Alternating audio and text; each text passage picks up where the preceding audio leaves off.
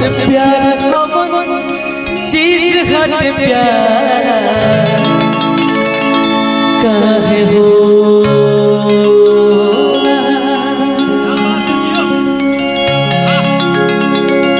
रूपा तो हमके भुला गई एगो दिवाकर बाबा के चक्कर में। अच्छा अच्छा जी जी इधर भी आप जा सकते हैं।